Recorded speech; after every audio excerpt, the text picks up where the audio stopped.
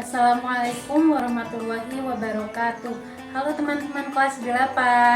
Apa kabar hari ini? Semoga tetap sehat, semangat, dan selalu dalam lindungan Allah Subhanahu wa Ta'ala. Nah, di video pembelajaran kita kali ini, kita akan mempelajari seputar zakat fitrah. Nah, pernah nggak sih kalian pikir kenapa sih kita harus belajar tentang zakat? Nah, jadi zakat itu bukan cuma soal memberi, tapi juga belajar menjadi manusia yang peduli, adil, dan mempunyai empati.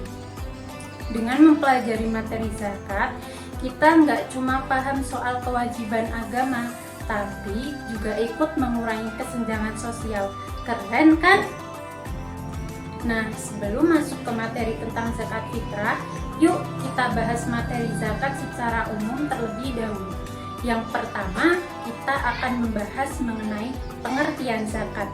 Jadi, zakat secara bahasa berarti bersih atau suci. Sedangkan secara istilah, zakat adalah mengeluarkan sebagian harta yang telah mencapai syarat tertentu untuk diberikan kepada orang-orang yang berhak menerimanya sesuai ketentuan syariat Islam. Nah, zakat adalah salah satu dari rukun Islam loh, yaitu rukun Islam yang keempat. Jadi, wajib banget nih kita memahami dan mengamalkan apa yang telah kita pelajari tentang zakat. Yang kedua, kita akan mempelajari tentang hukum membayar zakat fitrah. Jadi, hukum membayar zakat fitrah adalah wajib bagi setiap muslim yang telah memenuhi syarat tertentu. Tidak membayar zakat padahal sudah mampu, itu termasuk dosa loh teman-teman. Bahkan dalam Al-Quran disebutkan bisa menyebabkan azab yang pedih. Na'udzubillah. Terus yang ketiga, kita akan membahas mengenai mustahik zakat atau orang-orang yang berhak menerima zakat.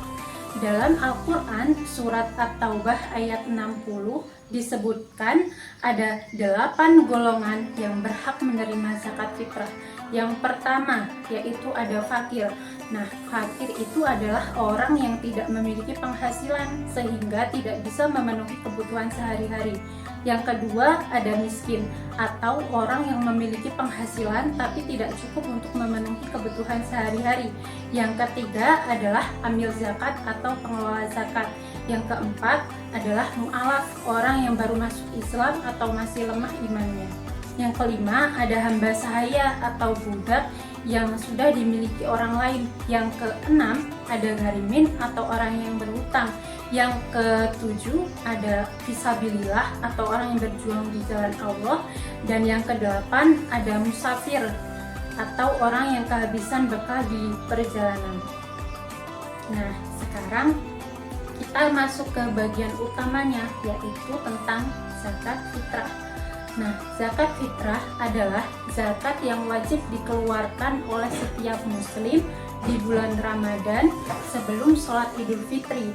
Nah, tujuan zakat fitrah adalah untuk mensucikan orang yang berpuasa dari kesalahan dan memberikan makan kepada orang yang miskin. Selanjutnya, apa sih yang kita zakatin dan seberapa banyak? Nah, zakat fitrah biasanya diberikan dalam bentuk makanan pokok di daerah masing-masing. Kalau di Indonesia nih, yang paling umum adalah beras. Jadi kita berikan sebanyak 2,5 kg atau setara dengan 3,5 liter per orang.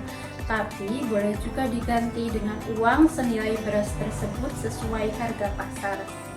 Selanjutnya, kita akan membahas mengenai syarat, rukun, dan waktu membayar zakat fitrah. Yang pertama, kita akan memulai dengan syarat wajib zakat fitrah.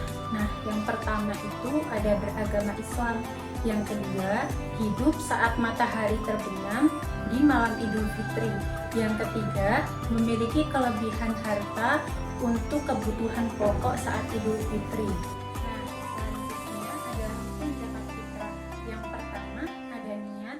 Yang kedua, memberikan zakat kepada orang yang berhak. Dan yang terakhir adalah waktu membayar zakat fitrah. Jadi kapan sih kita harus membayar zakat fitrah itu? Nah,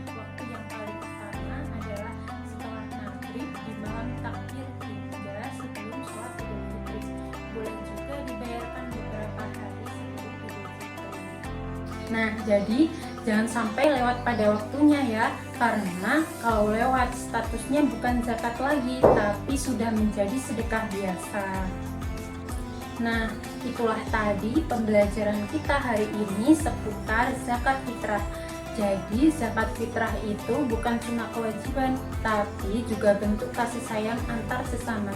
Dengan zakat fitrah, kita bisa membantu saudara-saudara kita agar ikut bahagia di hari raya. Bayangin, kalau mereka bisa tersenyum karena bantuan dari kita, indah banget kan ya? Selesai sudah pembelajaran kita hari ini tentang zakat fitrah. Semoga ilmu ini bermanfaat dan kita termasuk orang-orang yang taat serta peduli. Sampai jumpa di video pembelajaran selanjutnya. Wassalamualaikum warahmatullahi wabarakatuh.